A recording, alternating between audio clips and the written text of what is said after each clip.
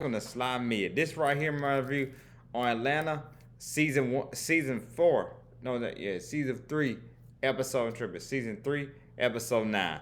Rich, Rich Rigger Poe Wigga. I think that's the correct episode of the title. Rich Rigger Poe Wigga.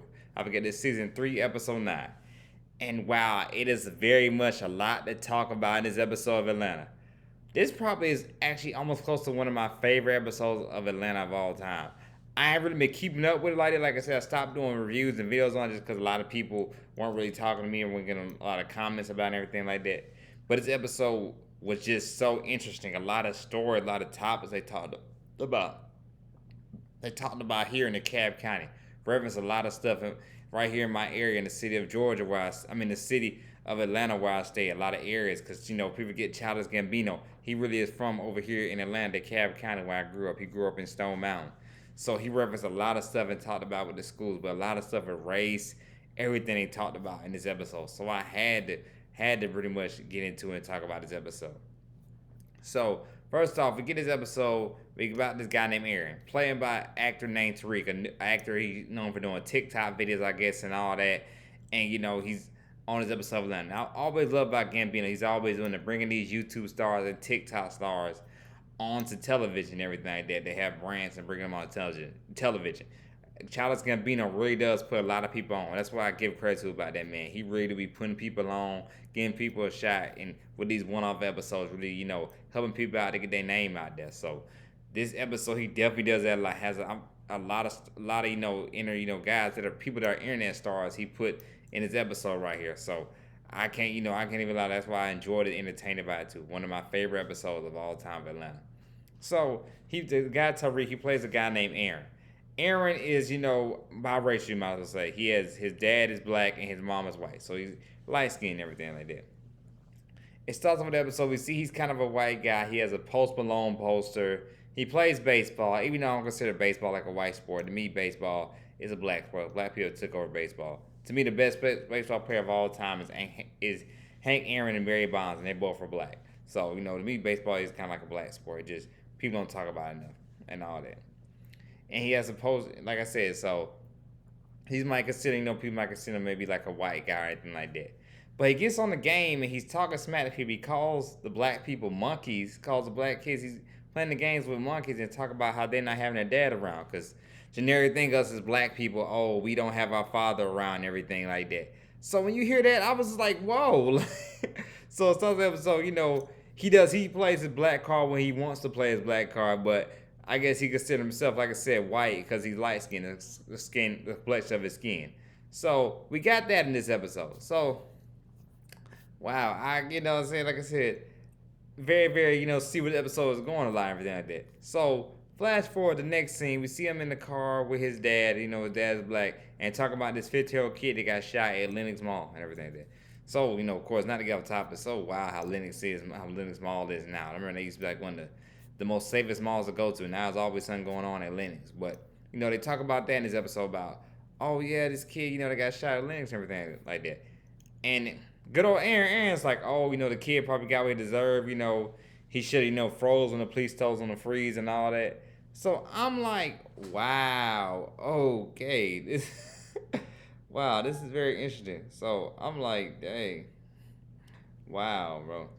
So when I see that, I'm just like, dang, and all that. And his father tells him, I just think one time you need the police, just to arrest you and get you in the back of the car. All for wishing for what happens in this in this episode as well. Also with the video game with the flamethrowers game he's playing when he's cussing out, the black kids saying racist stuff and everything like that to him.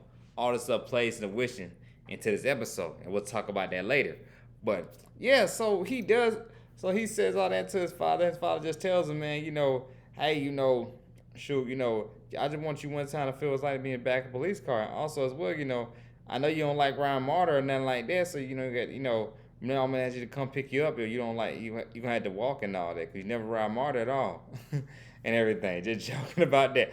Everybody know about that Martyr. I remember when I ain't had no car, riding the Martyr just to get to work and everything like that. So I know about that feeling.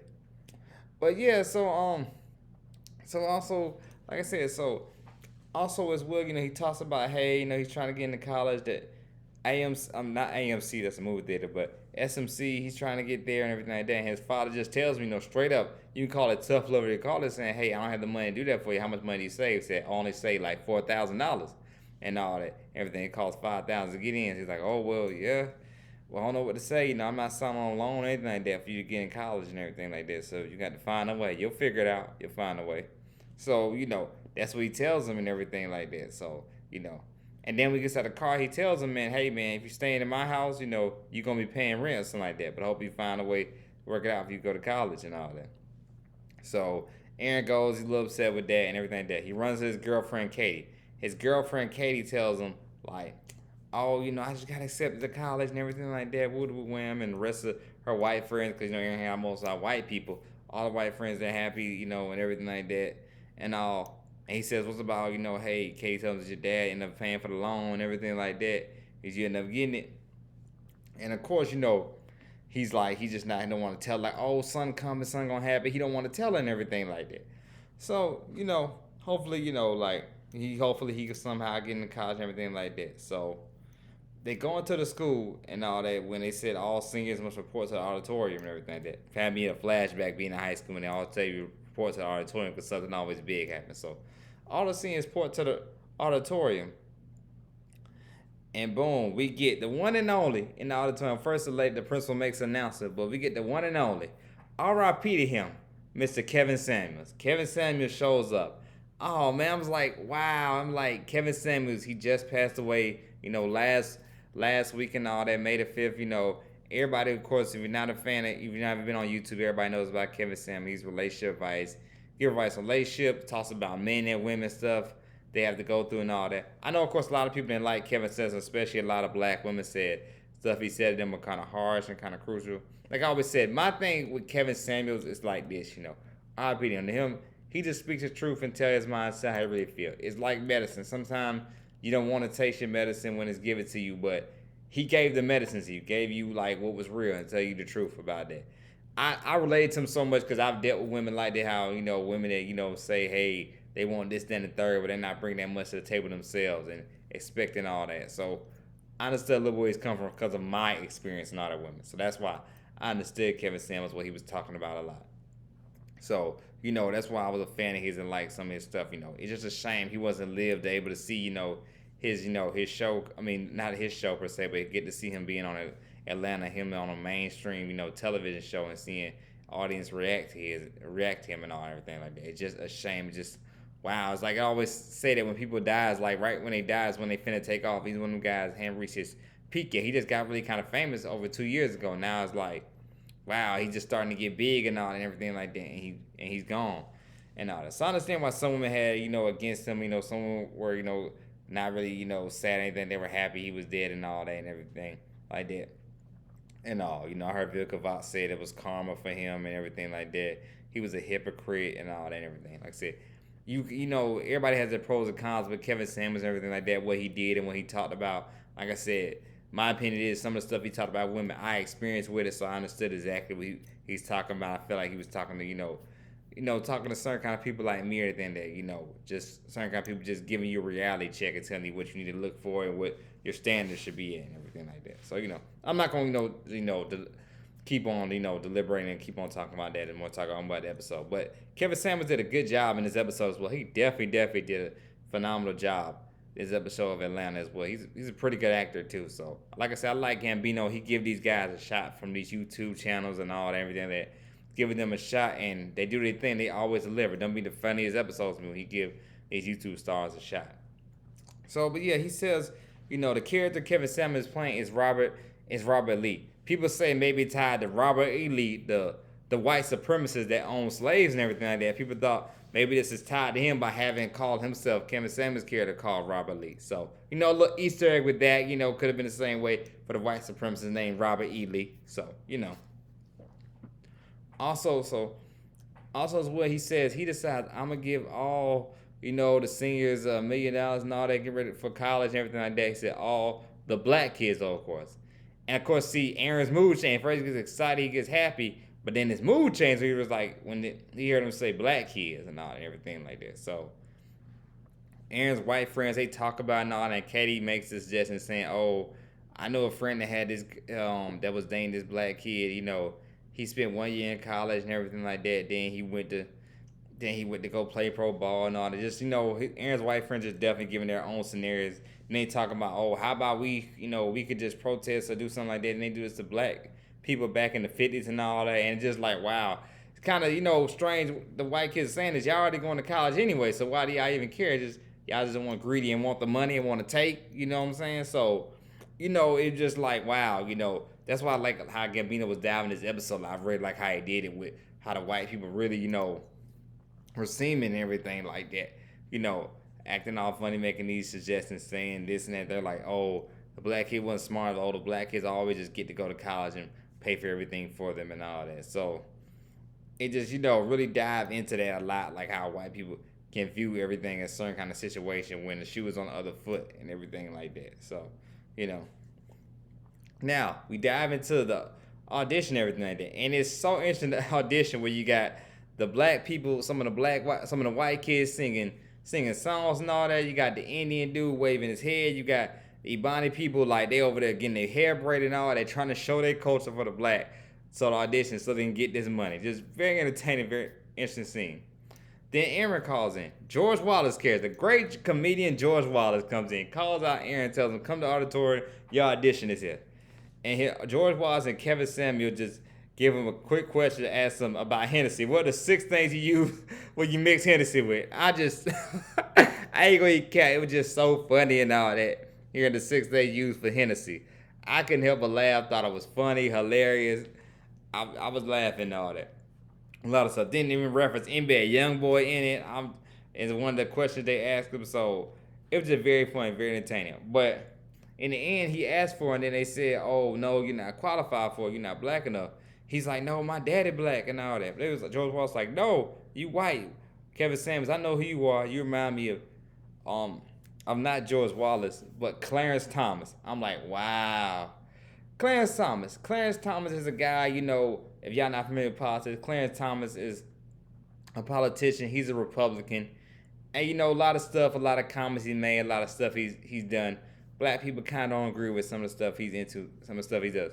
Kind of like a Ben Carson a little bit. Ben Carson is the same way. He said some stuff and done some stuff that people, a lot of black people don't agree with because he's a Republican as well. So they use the reference of saying, oh, you're another Clarence Thomas is, stuff like that. Clarence Thomas is not considered, probably black or anything like that. His comments he has made before, Clarence Thomas. So, Kevin Samuels made that statement. Kevin Samuels' character Robert says that yeah, you remind me of a Clarence Thomas and everything. So he's mad. Aaron's mad. He's pissed off and everything like that, feeling like, oh, saying I'm not black enough. But I'm like, you were just making racist comments earlier in the day and everything like that, and you don't even betray your blackness. Because George Wallace's character says, nah, look at the way you dress. Look how you act. You probably don't even have any black friends. You got number white friends and all that. Calls him out on his BS and all that and everything, Like I said, the shoe's on the other foot, so like I said, now he want to play his black card right now, and it's not working for him. He goes home, he's pounding, he's mad to his dad and everything like that, saying, oh, we should sue and all that, everything like that, and all. And his dad just says, hey, sometimes you got to look, as a black person, things will always go your way as a black person and all that and everything. So he's upset. They have an argument about it. Then he gets on his Instagram and all that and everything, and see his girl, a black dude, comments on her Instagram and everything like that. And he's like, he called her and said, oh, who is this dude comment on your Instagram? And then you comment on him back. And then she just breaks over him saying, oh, I know you're broke. I know you're poor. I know you're not going to college and everything like that. So that was just that was just it. That was a straw that broke the camel back, he might have said. He was just upset. So what he decides is he's going to build a flamethrower of himself, build from, from it in-house and try to build a flamethrower on the side. He's going to try to burn up the school and everything like that. It's a typical, kind of like white people do anyway. They get upset, they get mad, get ready. They do something crazy all the time. That's what he decides he's going to do. Burn up the school and all that. So he goes out and he walks and everything like that. He walks up there to the school to burn the school down. Then we see runs into good old Felix, another character. Felix. Before I get on Felix, I'm like that he said, oh, my family is from Nigeria and all that and everything like that, but I don't ever remember being here and all that. I'm from Lithonia. I had to scream and shout out because like he shout out my city, Lithonia. I'm glad you don't hear nobody talk about Lithonia that much. So like to see, I'm glad to see on the public output that I got to hear him say Lithonia. Felix said I'm from Lithonia. You know what I'm saying? But you know, I just like to say I like hearing my city get shout out. We don't talk about Lithonia enough. But yeah, so Felix says, you know, hey, I'm Nigerian, but you know, they say I was caught off of being black, and Aaron tries to say, well, you're not because you have a whole heritage, whole culture to go to, and everything like that. So you're not black because you don't really have nothing like that to deal with, and everything like that. And it's just so wow. It just so makes you think how black people look at it and black people each other. And I guess I don't know if it has something to do with Gambino, because Gambino, he's with a white woman, had 3 kids with a white woman, and people might not consider Childish Gambino maybe black enough or anything like that. He grew up in a 2-parent household, had siblings, a good family life, and all that. So it's crazy how when it comes to culture, people are like, oh, you can't relate to us with black people because oh, you don't come from a certain kind of culture or environment, nothing like that. You didn't grow up in a struggle or anything like that. So how could you relate? So that's very, you know, like I said, it's very telling, very interesting. Cause that's the comments, and like that's why I say I love Gambino so much with his writing, with his pen game. It's so impeccable with these shows, cause it's like he's really talking about real life stuff, like how Felix felt like how I'm not black enough or anything like that, just cause I have heritage or my family's in Nigeria and everything. How does that make any less blacker than anybody else or anything like that? Cause he even said, oh, I had to build this flamethrower behind the garage. I mean, behind the trash can and everything like that. If I'm walking down the street, the police still see me as a black man. He gets on air and said, "Boy, you like Freaking Mudez or something like that." You know, if you don't know what Freaking Mudez is, from Malcolm in the Middle. Everybody remember Malcolm in the Middle, especially with 90s baby like me. But yeah, you like Freaking Mudez because you walked 4 miles with a flamethrower. And because he probably didn't take the bus because he said he don't like where I'm on, so he walked probably 4 miles because his daddy shouldn't have let use his car because daddy said, I ain't getting you no car none there for graduation or anything like that. So he probably walked 4 miles with a flamethrower and nobody even cared like and all. And that's how it is. Oh, he's white. He ain't doing that. So that's what Felix was saying. Wow, I'm not deserving that just because I come from a different culture, a different environment, because I have family back in Africa and everything like that. So it just, the mindset makes you think a lot and everything like that. How, like I said, we view one another, like what is black, what is not, who is black and who's not black and everything like that. Felix says, I'm still just another black man and all that. So, wow. So, but they end up, you know, getting into an argument and everything like that. And like, you know, they they get into it, especially when Felix calls him freaking Mudez. He says, oh, you burnt and all that. I'm finna burn you like your face, kind of like, that's what Aaron was saying. And they go at it with a flamethrower and all that. Long story short, Aaron's flamethrower ends up going out on him and all that. And Felix burned him and all that, burning his shoes. And he said, not even to see what, you know, what black people taste like and all and everything like that. Then he gets shot by the police. It looked like he was gonna get shot in the head, like it was gonna end dark, like the man that got killed or something like that. But nah, he doesn't get killed or anything like that. He just gets shot, everything. Then Robert ends up coming out, you know, Kevin Samuels' character, Robert ends up coming out, he's looking like, oh man, wow, you really wanted that scholarship, man. And he was saying the blackest thing you can do is get shot by the police. And he was like, I was like, dang, and all that. Then he said, take him to White Grady, and the doctors, I mean the paramedics say, you talking about Embry? No, White Grady. And like everybody, you from Georgia, you know exactly what they talking about when they say Embry, when they talk about Embry and all that. He said Embry, wow. I just love the reference because you from the state of Georgia and from the city, you know exactly what I'm talking about when they said Embry, when that paramedic said you mean Embry. And all that. So I'm like, wow, it's funny Kevin Samuels gives him money and say, nah, White Grady and all that. But wow, they said Embry. I'm like, dang, wow. And all that. But like I said, it plays everything back to fruition. When Aaron sees like, hey, he ends up getting, you know, put in the backseat of the police car and all that and everything. He doesn't get the money, you know, like Felix does and all that and everything. He ends up getting put in the back of the police car and everything like that. Just like his dad said, you know, hey, I want you to know what it feels like to be back of a police car. And that's where he ends up getting put in the back of a police car. Doesn't get the scholarship or anything like that.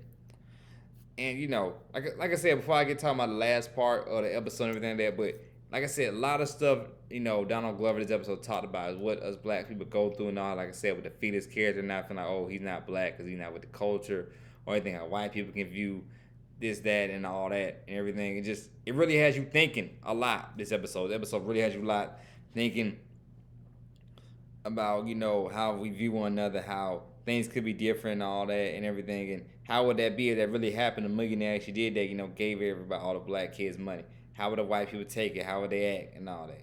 Or, light skinned people trying to play a black card, only want to play black card when it's time to and everything. So, like I said, we deal with all this now and everything. Now, and like I said, I like, even though Donald Glover has done Atlanta, like I think it's 2 or 3 years since he done the season of Atlanta, everything he talks about in this season is really stuff that goes on now, what's been going on the past 2 or 3 years. Very much so relevant. That's why I love this episode so much. Like I said, it's one of my favorite Atlanta episodes of all time. And I just love the reference of stuff they talked about in the state of Georgia, in the city, since Donald Glover is from my exact area in DeKalb County. So I love this episode so much because of that. So flash forward back, we get a year later, and we see Aaron's working at somewhere like you may say like an Office Depot, Best Buy, something like that. He's talking to a girl, embracing his whole blackness now, combing the hair, got the necklace on, got the gold watch. He's now just chilling and everything like that. Running game on a girl and all that. Just telling her, hey, use my discount. Hey, you gonna tell me right? Yeah, got the swag on now. They say, you gonna F me right? You know how you do it? You know what I'm saying? You gonna F me right? So, when he sees it, so, he runs into his ex, runs into Katie, and they get to talking and all that and everything. He's saying, the typical black thing. He said, how's school going? She's like, yeah, it's great at SMC and all that. It's great. He said, how's this here going? Same old, different day. You know how we do. We be at work. It's same old, just different day. And all that. That's what he say to her and all that. So right before they get to talking, he ends up telling her, hey, I ain't never been more attracted to you than I ever have been before right now. And she just like, she giggling and all and everything like that. Because she shows she like brothers. Katie like them brothers. So, you know what I'm saying? She looking back at him. He looking at her. He stares at the artist. He said, all right, I'm finna get them cheeks one more time again. You know what I'm saying? That's always going to be mine. He said, I'm finna clap them cheeks again. And all that. So the episode ends and all that. And like I said, wow. It shows it in him embracing his blackness. Him, even, of course, talking to the girl about his PO and all that, everything like that, of course, because he had to go to jail and all that. Everything, of course, he ended up, of course, going to jail and all that for the thing about trying to burn up the school and everything like that. But, like I said, very, very good episode. I just wish maybe we could have had a conversation with his father again or something like that. Also, as well, we didn't get to see his mother at all, because obviously his mother was white. I wanted to see that relationship, what was up with his mom, why his mom wasn't in the picture at all. That would have been very interesting as well. But still, overall, like I keep on saying, one of my favorite episodes of Atlanta. And definitely a good episode. And it's definitely a good episode. Definitely a must watch. For me, definitely the episode I would love to go back to. I had to check out because definitely entertaining.